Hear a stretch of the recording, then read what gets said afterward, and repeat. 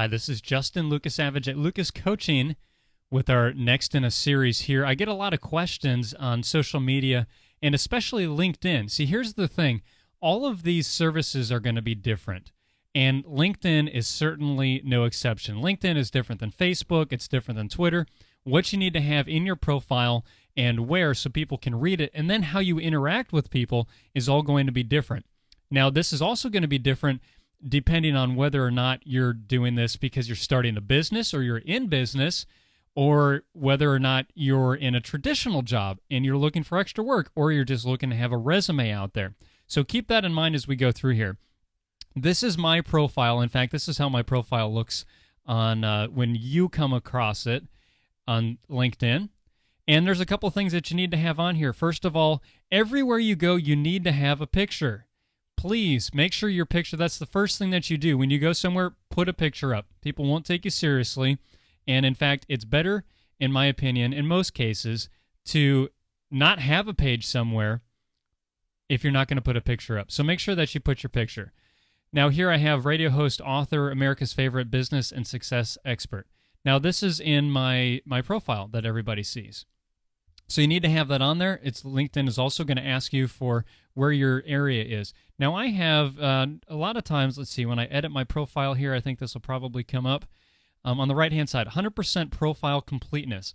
If you're just setting LinkedIn up, or if you set it up already and this says less than 100%, just click through. It's going to tell you exactly what you need. But as you're going to go through here, it says exactly what you would expect you'd want to see. So it says current, here's where I am, education, 16 recommendations, how many connections I have, what industry I'm in, my website, websites in this case, and it's all very clear and concise. I have a summary which consists of about 5 paragraphs. 2 of the paragraphs are just one word, or not one word, one sentence. Actually, that is one sentence too. And then the specialties is down here at the bottom. Then it also has my experience. Write this, by the way, we know that you're writing this and that somebody else didn't write it for you. So don't say Justin Lucas Savage is classically trained pianist. No, hey, I took piano lessons. Here's where I did it, and this is what I did. Write it from, because this is you and your experience.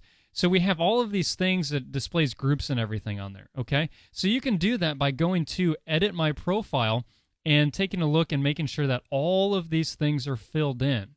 A neat little thing here, as I do updates, I talked about Twitter and a Twitter profile.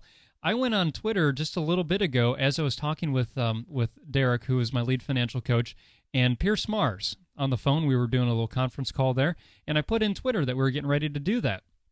And it pulled in automatically to Twitter. There's a little status update.